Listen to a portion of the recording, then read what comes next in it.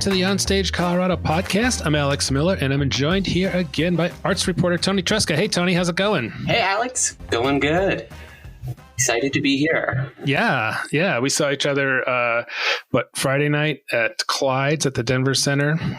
Opening night, baby. Yeah, so that was a fun crowd, fun show. It was, yeah. So we'll talk about that in just a minute. So as usual, we'll review some of the latest shows that we've seen or reviewed, as well as take a look at what's coming up around all the stages and theaters in Colorado. We are recording on November 5th. And also later in the pod, an interview with Amelia Morse with Morse Actors Studio. So she was the intimacy director for the Benchmark Theater production of Blasted, which has a lot of heavy need for intimacy coordination, as you know too, Toni, since you saw the show. I was just about to say I had the honor of seeing that show on Industry Night, and Neil and Haley had me situated right center, so I was prime. As I was sitting with another actor, they called it prime butt spot for viewing, and I was not disappointed. Yes. What a show! I'm really glad I got out to see it. I know I had mentioned on an earlier pod that I wasn't sure if I was going to be able to go see it, but I don't know. The subject matter has really it's really stuck with me. You talked a bit about it on the pod a couple weeks ago, and really resonated, particularly given the ongoing war that we're currently dealing with right now. I think it's poignant in ways they couldn't have even imagined, which is a testament to the writing, I think. Yeah. So Amelia she has a business called Morse Actors Studio. So she does a number of things like stage fighting and actor, other types of education for actors, but she also does intimacy direction. So it's a great, interview about what that means and how that's put in practice and how important it is and all that. So stick around for that later in the pod. And a couple other things I know we wanted to talk about. So one that I wanted to just give a shout out to the Denver Actors Fund, which if you're not familiar, the Denver Actors Fund is a nonprofit started by John Moore. And it's since 2013. So they've been around for 10 years, and they've given over $1.3 million to local Colorado theater artists who have needs, like, in this crazy country, not everybody has health insurance, and especially people like actors, especially if they're full time, they may not have, normal employer insurance and things like that. So Denver Actors Fund steps in and helps people out. And they also recently started a PAWS fund, PAWS, to help people with their dogs, which can be serious expenses, as we know. As a dog owner, I know for sure. And so they just announced that Kenny Moten and Ronnie Stark are coming on as co-presidents to help, lead this growing organization and keep raising funds for local theater artists. So I think that's great. And I'm not as familiar with Ronnie Stark. I know Kenny Moten is like the busiest director in Colorado. I'm like, how does he have time to do anything? But I just want to see how many miles are on his car from this year alone. A story there for sure. He's got 3 or 4 different holiday productions. Don't quote me on that. I may be wrong. I may be lowballing it. I know. Sometimes seems like he's directing everything, especially musicals. But we should have him on the pod sometime soon. I don't think I've ever. But I think I did speak to him once, but it was a couple of years ago. So we should get him back on. So anyway, so that's cool. And if you're feeling, this is the sort of the time of year when people tend to be feeling more charitable. If you want to help support Colorado theater artists, there's hardly a better way to do it than with Denver Actors Fund. And it is just denveractorsfund.org online. Absolutely. And if you're still on the fence about it or want to learn more about the organization or this recent announcement of the leadership structure, I definitely recommend giving a listen to Eden Lane's piece that she did for CPR with John. She got to chat with John Moore, who founded the organization over there, and they just discussed the kind of the evolution of it in a conversation over there. So you can read that article. It's on CPR, or you can give it a listen as well. Great conversation. Okay. Yeah. Colorado Public Radio. I think it's just cpr.org. So check that out. Another thing, and another kind of completely unrelated topic that I know you're working on a story about, which is bars at theaters. And so tell us a little bit about this story, and then we can talk about our favorite bars at theaters. Yeah. So it was a bit of an uphill battle to kind of get this story pick it up, because it's not actually, I'm not working with an arts and culture beat. This is a food story, a food and beverage story. So I'm working with a new editor. She was kind of like, bars and theaters, you got to tell me, you've got to say more than that. Is it like, do they do something special? And I was like, yeah, it's kind of like this, there's kind of this competition around town for like the best bar, who has the best bar. Everybody has these like specialty drinks that they do. And there are just a couple of organizations who I was like, I really think that they all do something special. And I made a pitch for each of them. And after it, she was like, you know what? I'm interested. Source the story, get some pictures, let's get this up. So you can check out the full list next week on Westward. But I want to talk a little bit with you about it before the list goes live. What are some of your favorite bars before I throw out some other options as well? Some of your personal favorites. Yeah, one that always comes to mind is Miners Alley Playhouse. They have their lobby bar area. They call it Sadie's Saloon, and they are one of the few theater bars that has beer on tap, which is kind of like my wheelhouse. I really love IPAs, and they've usually got an IPA or two on tap there. So, and of course, they're opening their new theater facility in early December. So we will be there on opening night to check out the new bar. I don't know if they're going to call it Sadie's Saloon, but definitely, I imagine they will continue the tradition of having the ability to have like beer on tap, wine, mixed drinks, all that. And I had a couple of other sort of interesting ones. Like I was at Buntport last night for the Loki's Monstrous Children show, and I love their system. They have like a little refrigerator with cans of beer, craft Colorado beer, and you just put in, you stuff a couple of bucks in the jar. And I love that. It's like no muss, no fuss. I don't have to spend like at the Denver Center where you drop, $18 for a glass of wine. But Denver Center does they've got a good bar too, although they don't have beer on tap. And another one I wanted to just mention was the Curious Theater. They have like this really unassuming little area on the second floor of the old church where they have, they've just got a couple of beers and wines, and they've got like some high end, spirits, and that's always a fun place to go. And they also, it's a very modest charge, and that's something I think people appreciate, is they're not just getting gouged, by the bar. I love the name of Curious's space up, the Sanctuary Bar upstate. It's that second story up in that old church. Yeah, I have these on the list already. A couple of the other ones that I also really enjoy is I think Benchmark has a really fantastic bar and just environment as well out there. It's kind of a smaller bar, it definitely hits on the affordability, and they've always got a killer specialty drink. I got the Blasted specialty drink this time around. It was like a sweet one, and it was very helpful for making kind of the bitterness of the war go down a little bit easier. So I got to give a shout out to them. I have to say, I tend to avoid the specialty drinks. They're usually trying to make it all like, it's all full of syrups and who knows what else. Like, of course, the dinner theaters are big on those. So with Candlelight and Boulder Dinner Theater on those themed drinks, but sometimes they're good. My wife always likes to try them. Another two that I also that I really, really enjoy, very similar vein to what we've kind of been discussing, is I just think Town Hall Arts Center and Vintage have just got really incredible bars. Town Hall's kind of in the back space. They've got it's very developed in terms, there's lots of like high tables that you can spread out, take your drink into the theater. It was also the first theater system to implement you can reserve your drinks at intermission. It's kind of become an industry standard trend, but they were the first in Colorado to introduce that years ago. And it's just they were really. This is what they say. And so it's just a really nice bar over there. And then Vintage as well. It's out in the lobby. It's right literally, if you're attending a cabaret show, it's right there. Right on next to that cabaret stage. And they also always have incredible specials over there. And their bartenders are super knowledgeable. Yeah. I should have mentioned Vintage is probably up there in my mind with Miners Alley. And usually when I go there, I usually get a martini, just because they can usually shake up a pretty good martini. And of course, they've got a martini glass in their logo, so they're definitely down with the whole bar scene.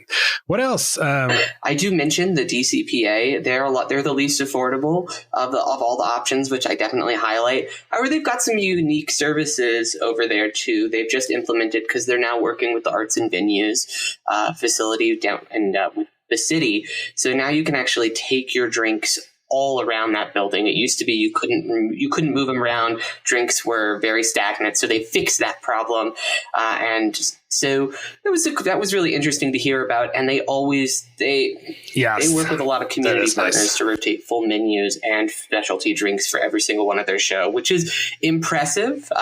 But it is also, I guess, that comes with a little bit more of a price. Yeah. Yeah, and they also will make you put your beer or wine in a plastic cup with a lid and a straw, which is always kind of a strange way to consume either of those beverages. Agreed. Yep.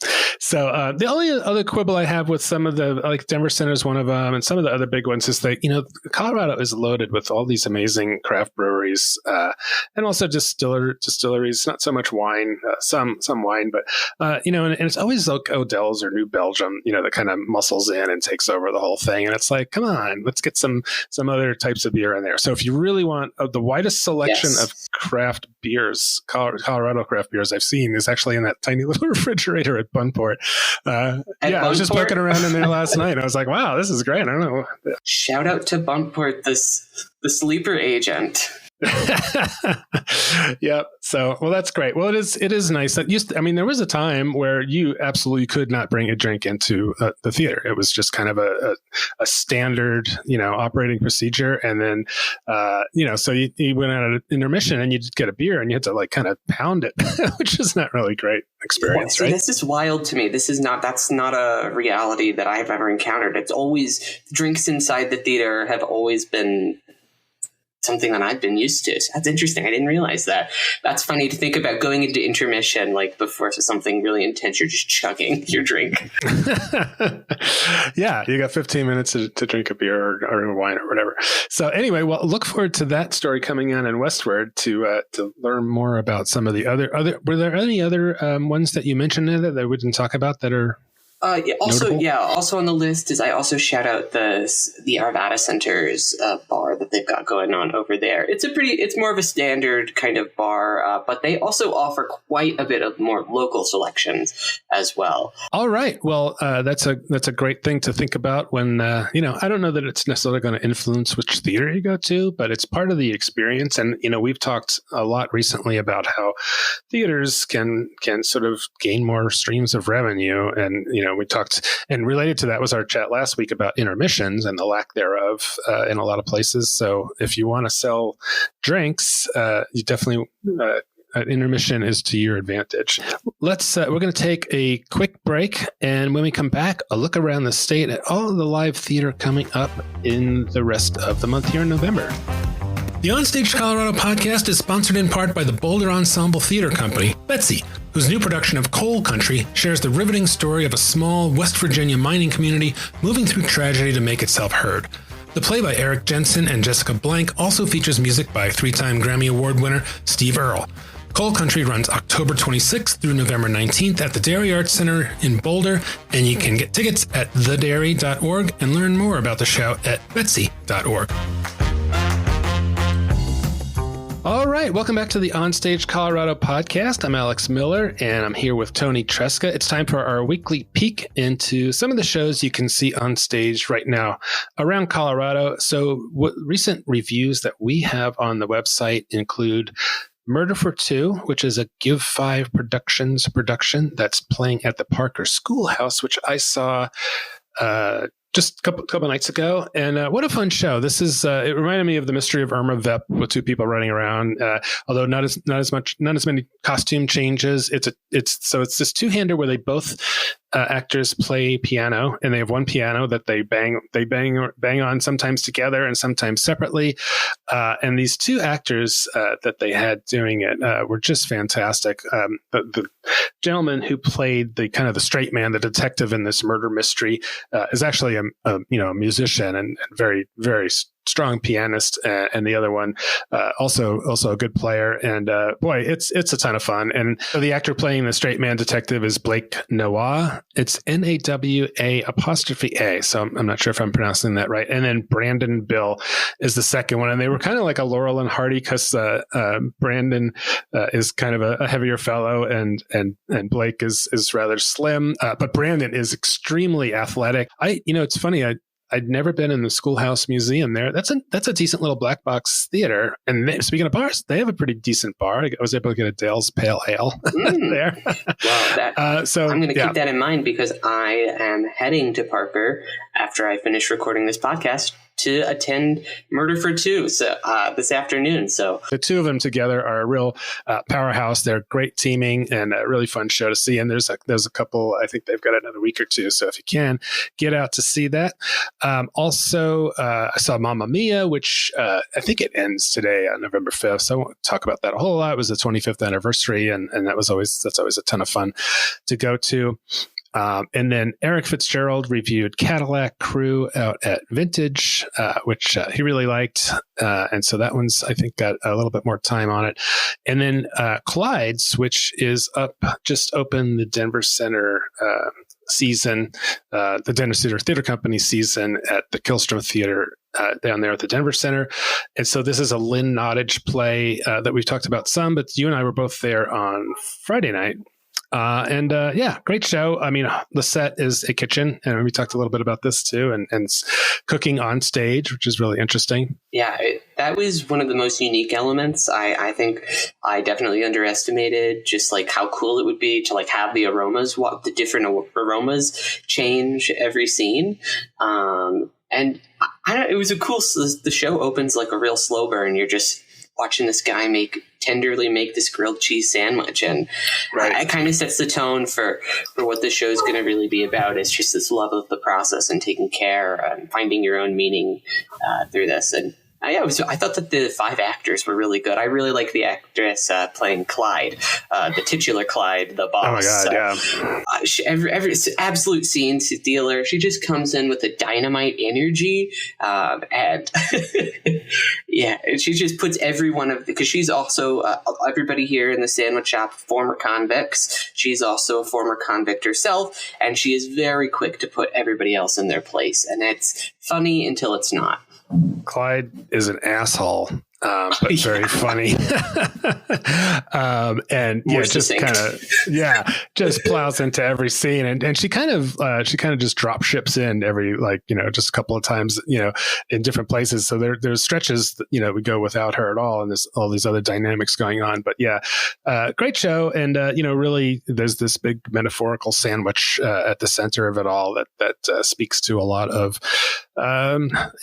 feeling seen after you've been incarcerated, and the whole idea that just because you're in prison doesn't mean you're no longer a human being worthy of respect, and there's some of that in there, and so powerful show. And also, as you mentioned, the wafting smells, it is in the Killstrom, which is the theater in the round, which means that everybody can pretty much get a whiff of the cooking burgers and whatever else they're doing down there. So the only thing, and I thought it was interesting in the wake of our conversation about intermissions last week, Clyde's, as we spotlighted last time, no intermission, does clock in at 1:40, and I did observe 6 people leave the theater at various points. It could have been, and that was my rough count. But it's interesting. I mean, it's something that audiences still seem to be caught off guard. I guess I'll talk about this.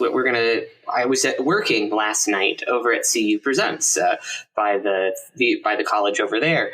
Another one act show. They actually didn't mention it was only going to be one act though before, and so I just saw tons of people flooding out of the theater near the ends to go at. So I don't know. I think it's something you just have to. Yeah. Audiences' expectations need to be primed, because Working was a fantastic production. I think you should pee before so you don't have to get up. I had not seen that musical before, but it's one of Steven Schwartz's lesser produced musicals, kind of about working class people and based off of a book and their interviews. And they incorporate some new interviews, like the one from a ski instructor, somebody who owns a coffee shop here in Colorado, and then some Colorado students as well who just entered the workforce. So some new interviews with some old interviews from the 70s. Really, really interesting musical. Yeah. So you're going to have a review of that, right? I am. Okay, great. So looking forward to that. And yeah, the same thing at Loki's Monstrous Children last night. That was a good 90 minutes plus with no intermission. And I was talking to Ellen K. Graham, the playwright, was there last night, and I was asking her, I was like, is there an intermission? Because a lot of times it doesn't say on the program, which is helpful when it does say that. So theaters, add that to your program. And we're going to talk about programs in a future podcast too. But what's good to have in a program? What's important information? So, but anyway, so that was might have been a stretch for some as well. So, also out there, let's see, we've got Indescribable, which is going on, I think, this weekend. It's a family production that as Eric Fitzgerald will have a review on. I know you did a story about that, right? I did. I did a piece about it. Their family theater's first dance production and first collaboration with the Silhouettes, who were a Golden Buzzer winner on America's Got Talent. They do these really cool shadow works. I was actually at the matinee yesterday. And so it's this cool theater story about this shipwreck that happens and this magical shark who finds this girl who's lost at sea and their story. And there's a lot of really cool shadow work in it, and the dance is really lovely. It's only this weekend, which is a little bit disappointing because I'd love to tell you to be able to go out and see it, but unless you have, today is actually the last day you can see it. Yeah. So chances are by the time you hear this, it will have passed, but maybe they'll come back and do it again. Yeah. So also we talked about Working at CU. Do you know how long that one runs? I believe it's next weekend. It's just a 2-weekend run. So I believe you've got one more weekend. Yeah. Through the 12th of November. Okay. And then Opera Colorado has Don Giovanni at the Ellie, and Eric is going to that one as well. So we'll have a review of that. Book of Will is an open stage theater production up in Fort Collins at the Lincoln Center, and our reviewer, Carrie Redmond, will have a review of that one. As well as the last session is at Town Hall, and Eric will be at that one as well. And also we were talking about Loki's Monstrous Children, and have you seen that yet? Yeah, I saw it. I was there on Thursday night, which was its opening. Okay. What was your take on that? I thought it was an interesting script. I particularly kind of liked how it came together at the end, but I had a little bit of trouble following who every single character was. It's a contemporary adaptation of Loki's Children, as the title suggests. The Norse god. But yeah, some of the storylines I thought really worked. Like, I thought that the storyline between the mother and the daughter was really poignant, and there was some really fun torture scenes. I don't know. I had a little bit of trouble distinguishing characters every now and then. That's a phrase you don't hear often. Fun torture scenes.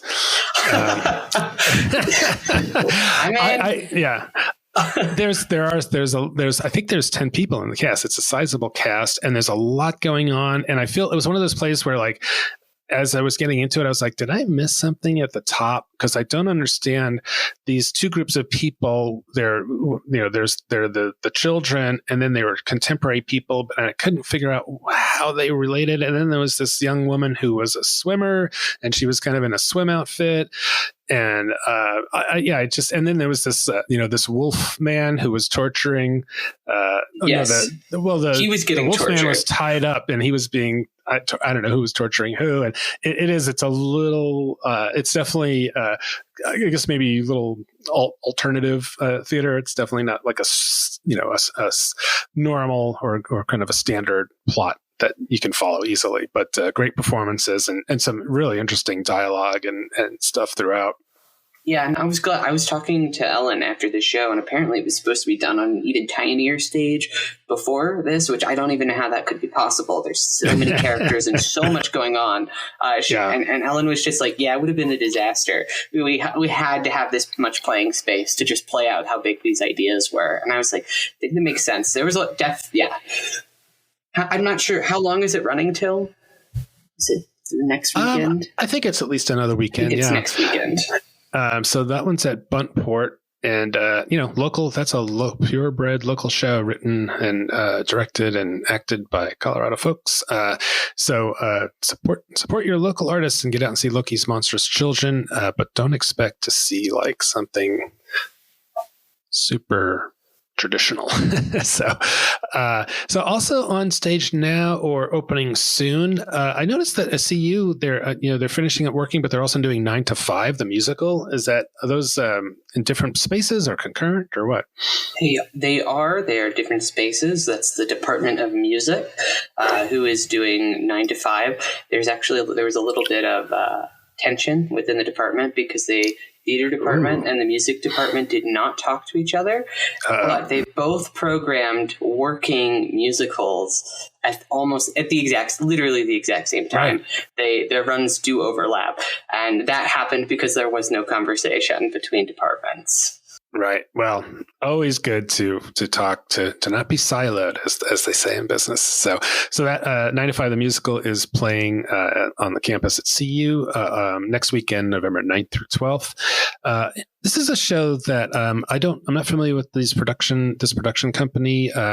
Moment in Time. It's going to be at the Dairy Center in Boulder through November 9th through 11th, and theater artists Betsy Tobin and Michael Gunst tell simple stories with puppets, masks, and images. And so I'm not sure where those folks came from. Are you familiar with that at all? I can't say that I am familiar with that. That could sound interesting, though. I like mask work. Yeah. So that'll be at the Dairy next weekend. Also next weekend at the Arts Hub in Louisville, The Redemption of Gertie Green, the 11th through the 12th. So there's a couple of days there as a show for the kids.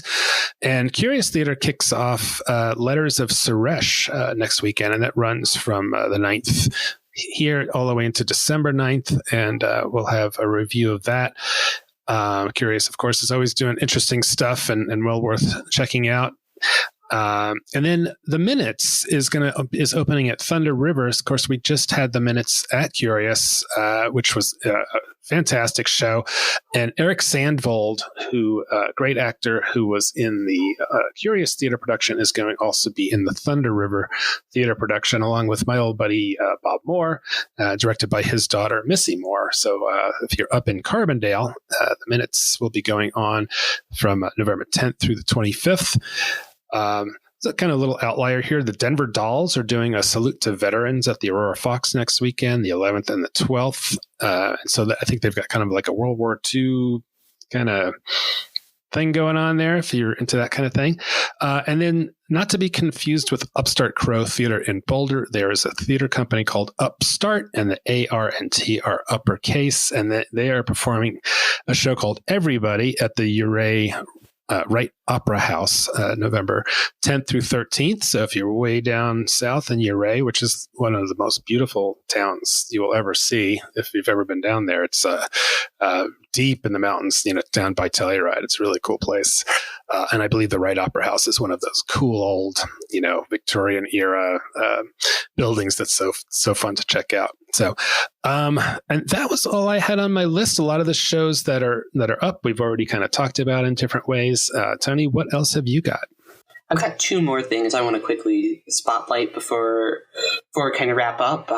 It's a one-day only event that's going to be happening next Sunday, November 12th. It's by a group called Modus Theater out of Boulder, and it's an event called Transformative Stories from Transgender and Non-Binary Leaders, and it's this event of monologues by and queer non-binary folks, and it's kind of their headliner is this violin performer, Tona Brown, who is the first transgender violinist to ever play at Carnegie Hall. And it's going to be these, I believe it's 8 or 10 monologues. I can't remember right off the top of my head, but 8 to 10 monologues performed at E-Town Hall over in Boulder on this day, accompanied by musical selections by Tona Brown. I think it's going to be a really moving event. They said that it's really good if you've never heard these kind of from people from this community before. It's just going to be stories from all people from all different age groups and all different experiences. So I think that's going to be a really interesting and cool event. I got to interview some of the monologists as well as Tona Brown about the experience before for a piece I'm working on for Boulder Weekly that'll be out this Thursday. But definitely recommend that event. And then the other one on a totally different note is I've got a piece coming out about hip hop Nutcracker, and everywhere in Colorado you can see a performance of the Nutcracker. It's going to be coming out for Westward. It's a listicle roundup of there's so many Nutcrackers happening all around Colorado. So if you hear this and you have a Nutcracker and you want to be sure you're on the list, please email me, because I really am doing my best to try to include everybody. So, I've got it. There's so many varieties. There's stuff. I mean, of course, the hip hop one. You've got your your traditional one by the Colorado Ballet. You've got stuff happening out in Fort Collins to the Springs. Pueblo's got stuff. It's crazy. Yeah. And in fact, I'm doing one in my backyard where it's a Hobbit hip hop Nutcracker. Hip-hop. So yeah, it's Hobbit hip hop. Yeah. And so I'm working on that. So if you want to come down to Highlands Ranch sometime, I'm not sure when we're doing it, but we'll figure it out. You give me the dates and it'll be on the listicle. All right. Yeah. Nutcrackers galore. It's still a show I have never seen any version of a Nutcracker. I mean, I guess I can't really. I saw it for the first time last season because I was like, I feel like I need to see the Nutcracker. And I thought it was okay. I thought it was okay. What's so great about the Nutcracker? I don't know. All right. Well, Toni, thanks so much for helping or walk through all of these crazy shows going on, or crazy amount of shows going on. And we will be here next week. And I think our interview next week is going to be with Leanne Kim Torsky, who's the Denver Center's Director of Literary Programs. She's going to talk about the role of the dramaturg as well as what literary directors do. So that's a really fun conversation as well. And then I think also coming up, you've got an interview you did with Brian Musgrave at the Arvada Center to talk about scenic design, right? Yeah, Brian Malgrave. He's the resident scenic designer at the Arvada Center for 17 years.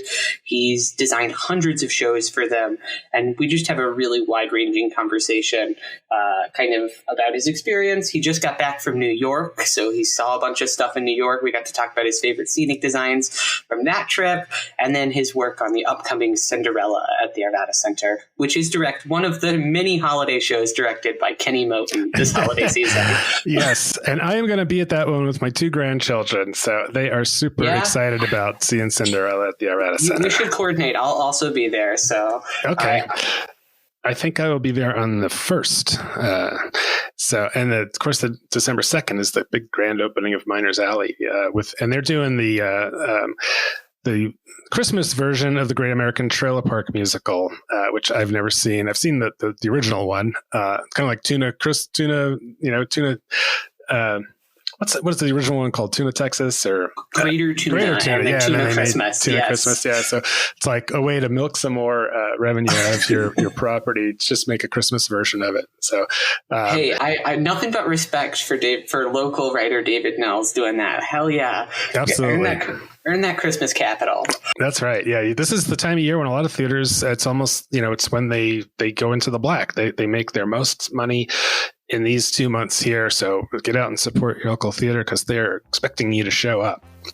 So, all right. Well, stand by here. I'll have my interview with Amelia Morse in just a second, and we'll talk to you next week, Toni. Thanks. Thank you, Alex. Have a great week.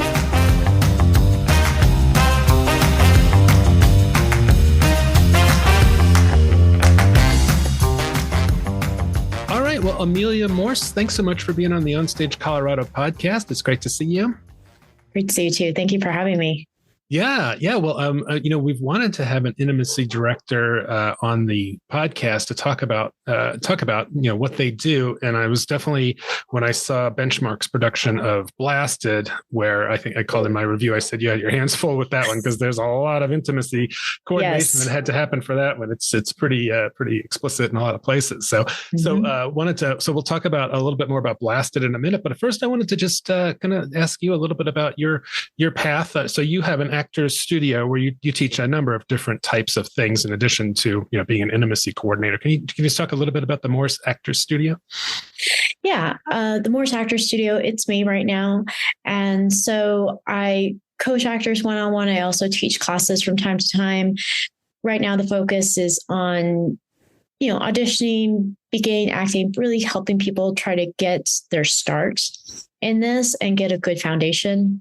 And so some of the things I do as an intimacy director and coordinator, I bring into that practice as well, of helping actors understand their own personal boundaries and values when seeking out auditions and looking at monologues and pieces to use so that they really align with themselves. It's more than just the technique. It's also about you as well. Okay. And so do you have an actual space, like a studio where people come, or is it online, or how do you do that? Right now it's online. So I don't have an actual physical space right now. I work online digitally. I have been able to go to my actors sometimes if they're close locally and help them actually set up their spaces. Okay. It looks like from looking at your CV, you've got a lot of different things. You also do like stage fighting, consulting, and other types of things in addition to acting and these other elements. So it sounds like a fun job, if you ask me. It is a fun job. It's a lot of fun. It's doing what I love, so it's lots of fun. Yeah. Well, let's talk a little bit about this intimacy coordinator side of things. So this is, I'd say, it's a little bit new to the world. It used to just be, you'd be like, whatever in the olden days, or not that long ago, it's just like, oh, you guys kiss and make it look real, and that was maybe all they got. So can you talk a little bit about like the old world and kind of what changed and sort of when and how the rise of intimacy coordination became like something that theaters wasn't like really an option. They really need to think about these things. Yeah, it really came about with the Me Too movement of actors, particularly women, but all actors of all genders, like you just said, do the thing, just kiss each other, just touch each other, go in the other room, go figure it out. And that can really blur the lines and cause a lot of mistrust and sexual harassment and things that we don't want happening, even assault sometimes. And so the first intimacy coordinator, that's what we call them in film and TV, started with Alicia Rodas with The Deuce, with HBO. And it grew from there with other organizations being more formalized. And it's caught on with TV and film a lot faster than theater. And that's generally what happens. But theaters, I believe, are really starting to understand why this is important and embracing it, because intimacy directors, it's what we call them in live performance and theater, and intimacy coordinators in film, we have tools in our toolbox and language around how to analyze the script and communicate with the director about what are they wanting, what is required to tell this story, and then how do we take that to the actors to let them know and speak to them about not only that, but what are their boundaries, what are their preferences, what are they comfortable with, and shape that so that they can give a confident performance and do it repetitiously over and over and over, whether it's, in theater where you're doing every rehearsal, or you're doing it for a performance, or in film where you're doing several takes. And you don't always know with film how many takes it might, hard to say, right, take, to get it done. But with theater, the thing I really like about that is we can sometimes put placeholders in so that they get close enough to what the actual action will be without doing it. And so they can really kind of get more comfortable with it. And so I like to give them a timeline for me personally, of my actors, that by second dress rehearsal, okay, we now have to take the placeholders out. We actually have to do the movement. But if all possible, I like to have options and backup plans when and if needed. Okay. And so I would have, so I'd assume there's a lot of conversation that goes on with the director. And one of the things that I often wonder is like, so we'll just using Blasted as an example, there's a scene early on where Josh Levy, the actor, gets out of bed and he's naked. And so it's like, full frontal thing. And so like, I could ask like, well, why couldn't he just have boxers on? Why was that important that he got out of bed naked, or that she did a little later on? Versus like, so those are decisions that have to be made and it's like, should this be a nude scene and why? So how do you help the directors figure that out? I look at the dialogue. I look at the script. If in the particular moment you're talking about, are you speaking about the one with the towel where he opens the towel and exposes himself? Well, that's one. Or example. later. He gets out of bed. Oh, when he gets out of bed. Yeah. So with that particular moment, there's nothing. It is the playwright that says that happens, but I agree with you. Like, how is that relevant to storytelling? And so we did have discussions around that, and we knew it would be dark in that moment. So if there was more light, we would probably consider, do we want to, change it to where he is wearing boxers if he was more comfortable not being fully exposed? But it does go into also the vulnerability of the character and also the character's comfort of how they feel. They're in this private space. They're in a hotel room. I'm speaking of the character, not the actor, Josh, who I know. Right. But with Ian, the character is very, open and aggressive at times. And it really shows their vulnerability, but also their comfort with themselves and with being with the character Kate in that space. And so we did have those conversations about, what is this going to look like? What will the lighting be? And if he was willing to try it, at least once. And we did it with placeholders. So with underwear on, and then when he was ready and comfortable, he chose when he wanted to do it without the underwear. And as I tell the actors, I'm like, out of the corner of your eye, you will probably see me running around the space frantically because I want to see it from all angles as much as I possibly can. And so when I do have that opportunity and I can kind of do that without distracting them, just so I can give them as much information as possible for them to make a decision about, okay, so from these angles and with this lighting, we saw XYZ. And in that case, it was sometimes very minimal or there was a lot of shadowing. And so that way the actor had the opportunity to really decide for themselves what their comfort level was, because that is the most important person in that moment. If Josh had said to me, you know what, I don't want to do this. I want to put my underwear on, or I'm okay with changing and wearing something a little more revealing, we could have worked with that moment as well. But no way was I going to ever coerce him to be fully nude if he was not comfortable with that. And the same for Hillary as well, the other actor in the show that is also nude. Right. Yeah. I mean, it's, you think about nudity as like, there's sort of like, there's one kind of you call it prurient, type, like where it's more sexual. And then there's nudity that's just, I don't know, more day to day or like, showing vulnerability, things like that. And so, and this play really doesn't have any of that first kind. It's really more about showing the vulnerability. So you can understand where that comes in quite a bit. So nudity is one thing. Touch is a big other. So when you're, it seems like your big challenge, and the challenge for the director and the actors is how to make it look as real as possible without being too real. And, yes. So how do you kind of thread that needle with touch? Yeah. Let's say a kiss is like, it's, you're not going to be doing tongues like maybe people would do in real life, but how do you make that, look passionate?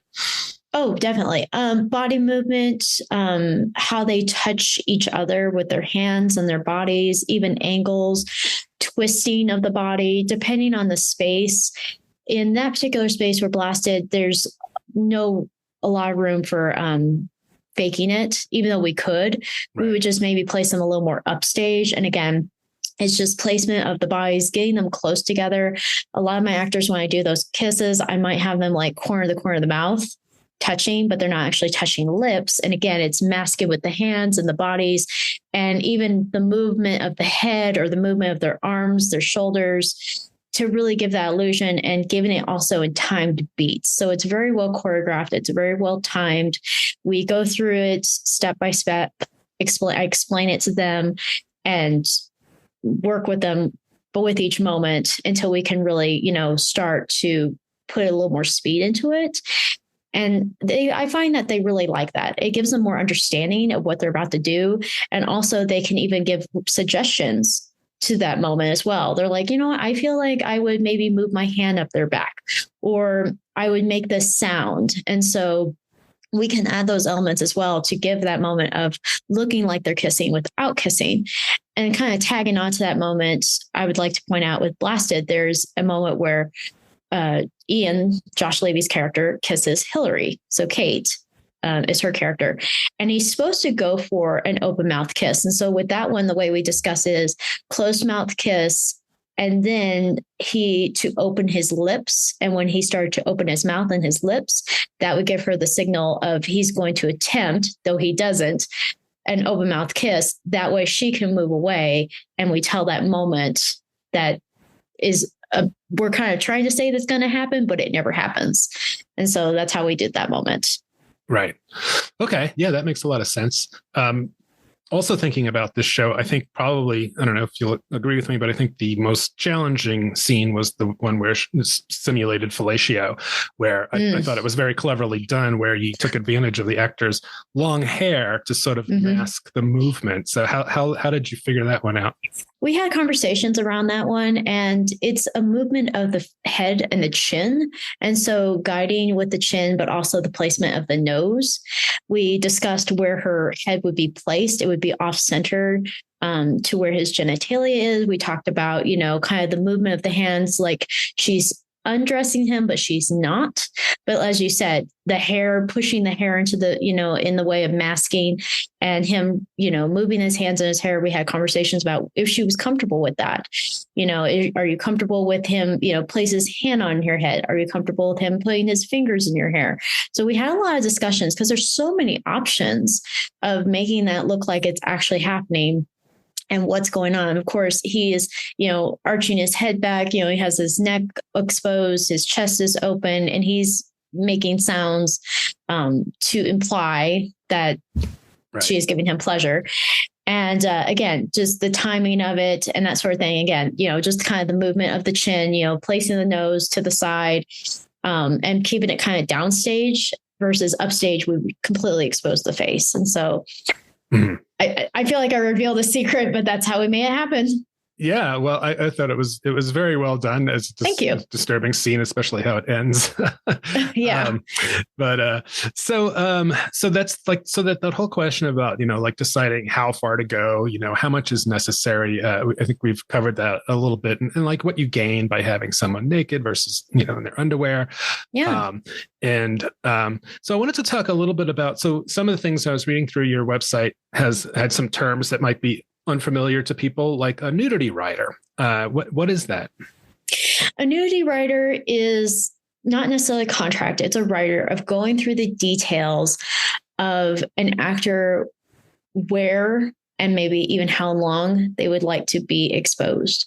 And so if the actor does not want, we'll say on their chest, they don't want their chest only partially exposed, we would probably put in there, okay, actor does not want nipples exposed. And so it really falls more into film more than it does theater, because with film, the camera is guiding, and that is what is capturing things. And it can be a little harder to edit, and sometimes not. It just depends on the framing.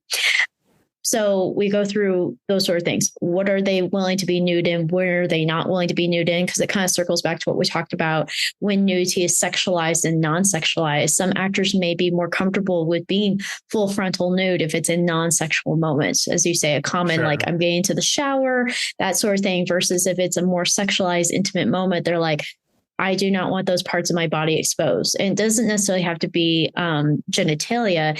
It could be maybe their stomach or their back or their legs or their feet. It could be any part of their body. So it's not just those particular areas. Right. Yeah, makes sense.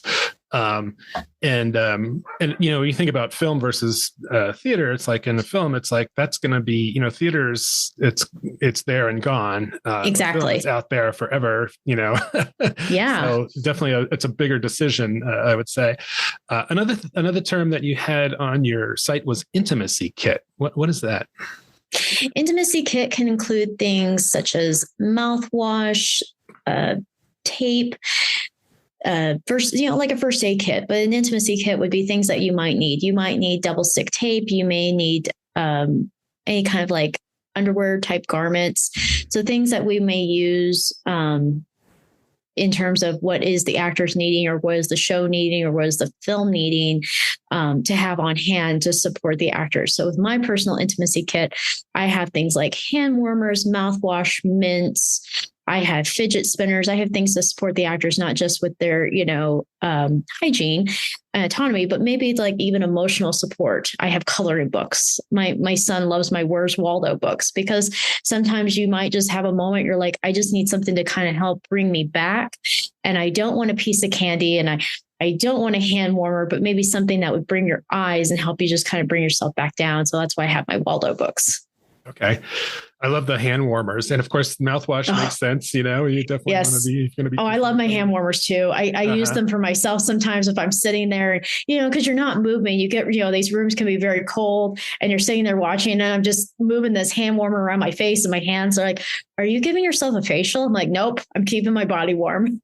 And I will wipe this down if you want to use it. I have hand sanitizer as well and hand wipes. And another, you kind of touched on it, was like when on your site is called modesty garments. What are some examples of those other than underwear?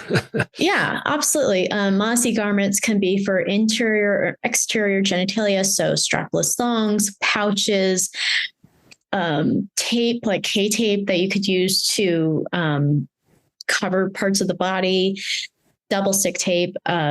It could be a bra. It could be just even basic underwear that is the color. It could be flesh color to your skin tone, or it could be a different color. Some actors use that as a way of really guarantee, like the film is not going to get this part of my body because this does not match my skin tone. And so those would be modesty garments. Okay. All right. Well, anything that we haven't covered that you think is important to touch on or that people should know? Oh, yes. I appreciate you asking. Yes, definitely. I feel it's important for actors and directors both to be as informed as possible before taking on a show.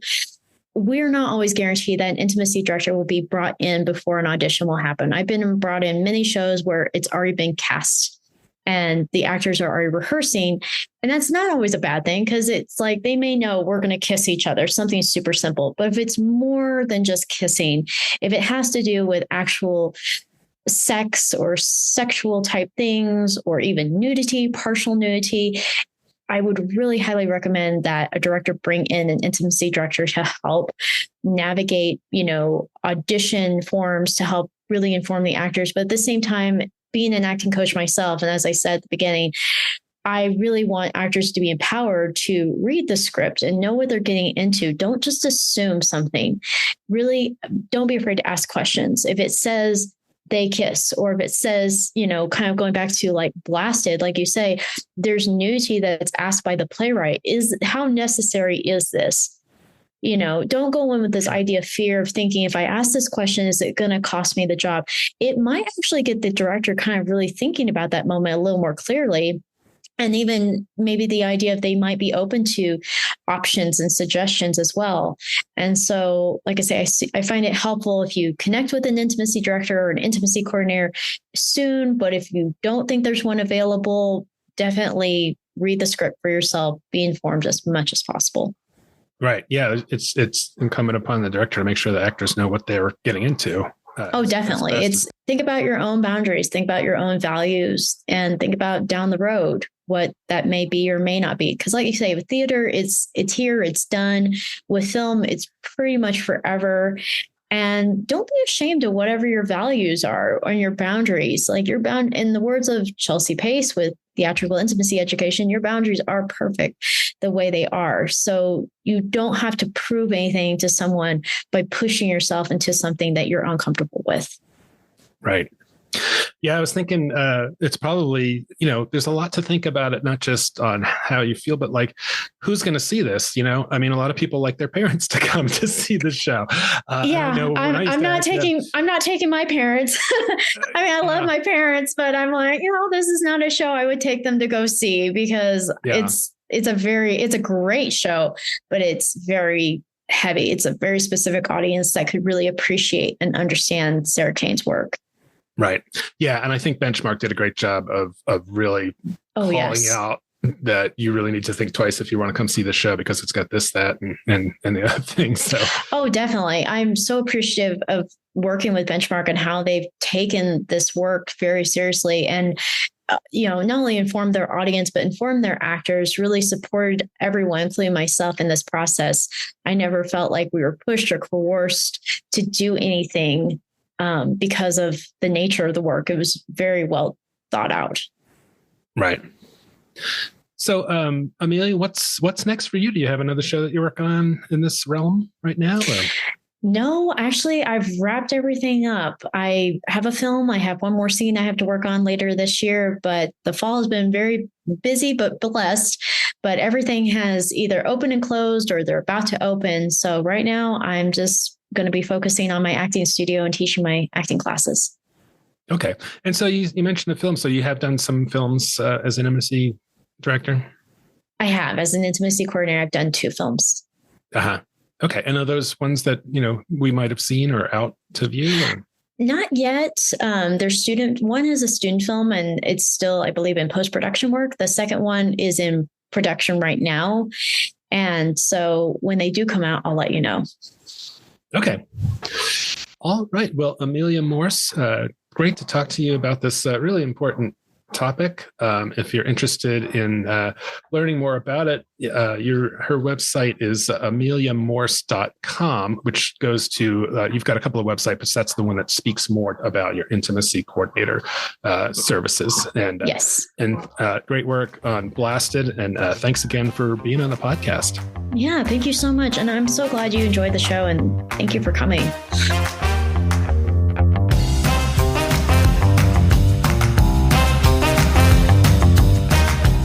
Okay, that's it for this week's episode of the OnStage Colorado podcast. Thanks so much to Amelia Morse for coming on to talk about intimacy direction, and for Toni Tresca for helping out once again, running through all of the many things going on stage around Colorado right now. Next week, we'll have Leanne Kim Torsky, the Denver Center's Director of Literary Programs, to talk about the role of the dramaturg, as well as her own work as the Literacy Director at the state's largest theater. Great stuff coming up, so if you haven't already, please subscribe to the OnStage Colorado podcast, wherever you get your audio stuff, and please give us a review or a couple of stars if you're enjoying this program, and let the other theater lovers in your life know about us. And be sure to check out all the news, reviews, and other podcasts and our full statewide theater calendar on the website at onstagecolorado.com. I'm Alex Miller, and we'll see you at the show.